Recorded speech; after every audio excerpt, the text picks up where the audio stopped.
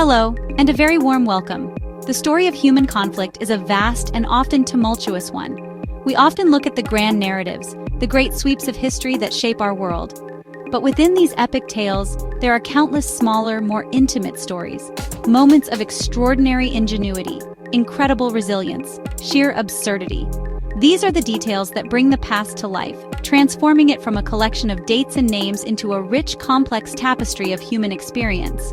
Today, we're diving into one of the most significant periods in modern history to uncover 10 amazing facts about World War II you might not know. The Second World War was a global event of unprecedented scale, a crucible that reshaped nations and altered the course of human destiny. Yet, beneath the surface of this well-documented history lies a world of hidden narratives, clever deceptions, technological marvels, personal sagas of survival. So I invite you to join me on this journey of discovery. Now let us begin. In the intricate dance of international diplomacy and warfare, timing is everything. A declaration of war is a momentous act, a formal severing of ties that unleashes the forces of conflict. Yet, in the final chaotic days of the war in Europe, history recorded what must be one of the most peculiar and fleeting declarations of war ever made. The protagonist in this strange, almost theatrical event was Italy, a nation whose allegiances had already undergone a dramatic shift.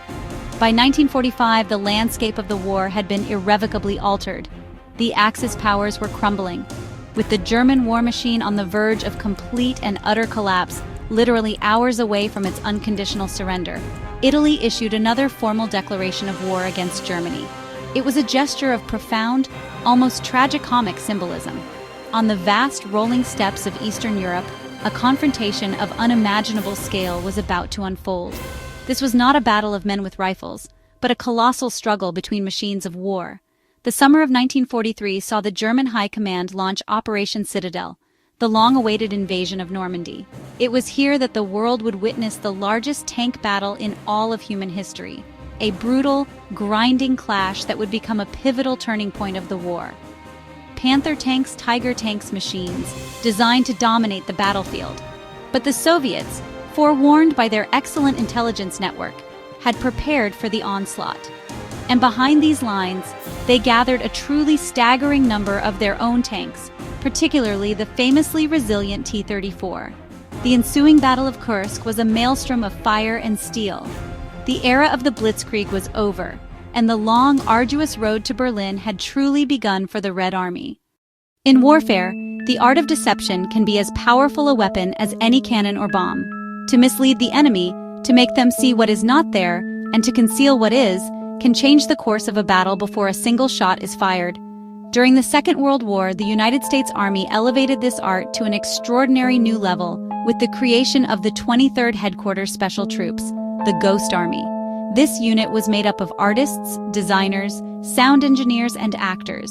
Their arsenal was illusion, not live ammunition. Inflatable rubber tanks, inflatable trucks, inflatable artillery pieces. From the air, they looked real. They could create the illusion of a vast armored division massing for an attack, using only air pumps and camouflage paint. The deception wasn't only visual. Powerful speakers blasted pre-recorded troop movements. In the sprawling theater of the Pacific War, communication was, a lifeline. Securing that lifeline against an intelligent and determined enemy was one of the greatest challenges the Allies faced. The solution came from an unexpected quarter. A new method was needed. A code that wasn't based on mathematics or machines, but on something far more ancient and complex, a human language. Philip Johnston, a civil engineer who'd grown up on the Navajo Nation, proposed using the Navajo language as the basis for a military code. They created a dictionary of military terms like dive bomber, Ginitzo, Sparrowhawk. These code talkers became an indispensable part of communications in the Pacific, and their code was never, ever broken by the Japanese.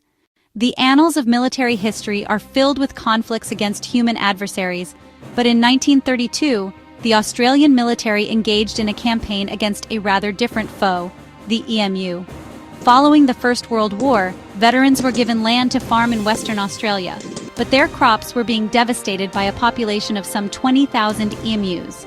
In a bizarre chapter of history, the army was deployed with machine guns to cull the birds. This Great Emu War, as it was comically dubbed by the press, ended in a surprising victory for the large, flightless birds, whose erratic movements made them difficult targets. When the world was once again plunged into global conflict less than a decade later, Australia answered the call.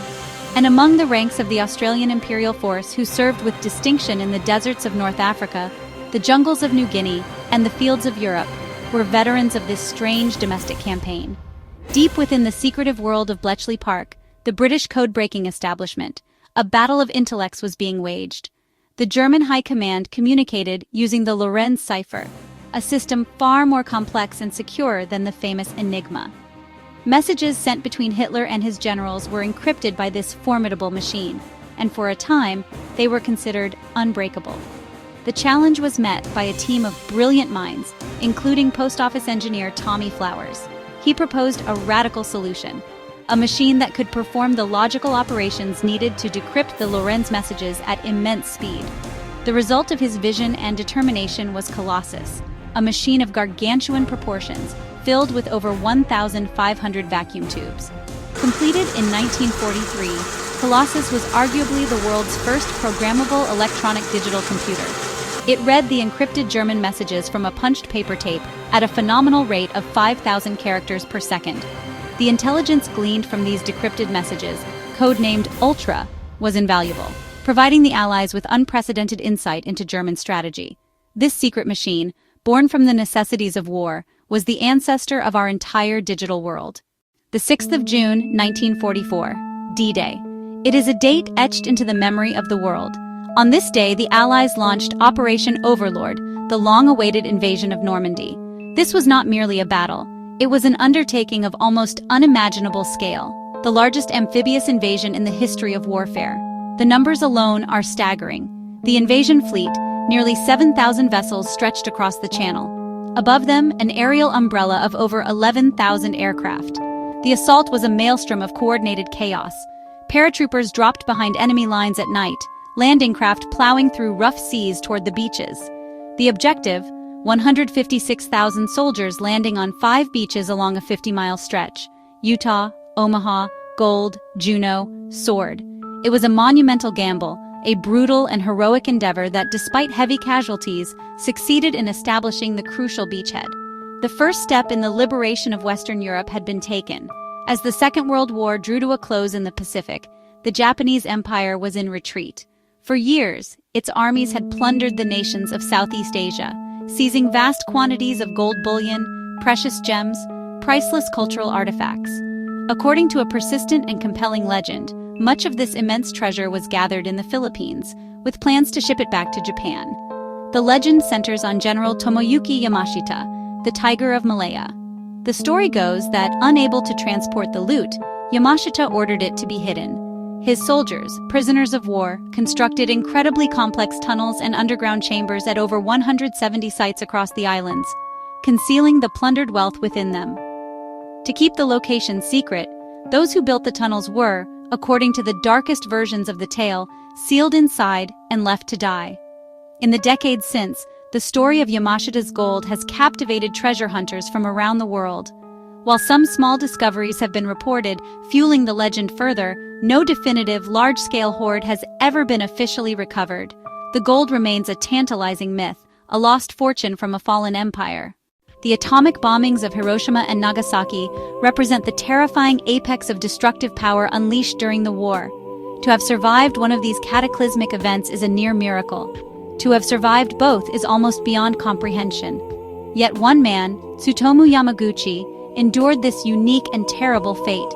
He was a 29-year-old naval engineer from Nagasaki, who, on the 6th of August 1945, was in Hiroshima on the final day of a business trip. Then, the world erupted in a silent, blinding flash of light. The peak of dawn. He was thrown to the ground, his eardrums ruptured, and his upper body badly burned.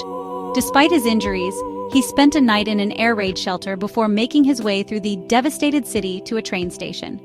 He boarded a train packed with other burned and bewildered survivors and began the long journey home to Nagasaki. He arrived in Nagasaki on August 8th.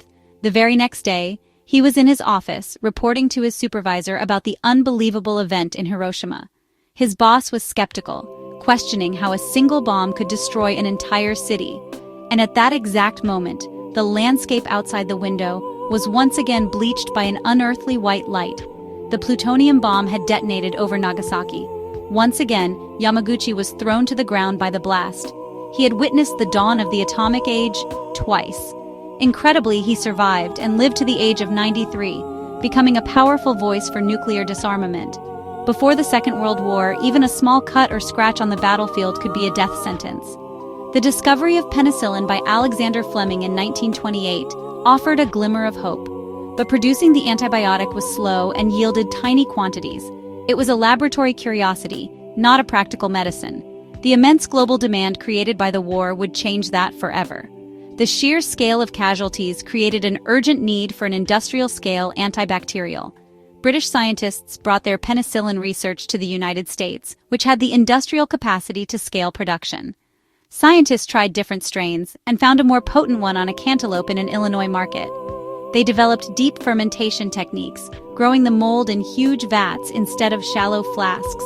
By 1944, just before D-Day, American companies made enough penicillin to treat every Allied soldier who needed it. And so, our journey through these hidden corridors of the Second World War comes to an end. History is not a monolith. It is a mosaic, made up of a million such pieces, each one adding depth and color to the grand picture. Thank you for watching.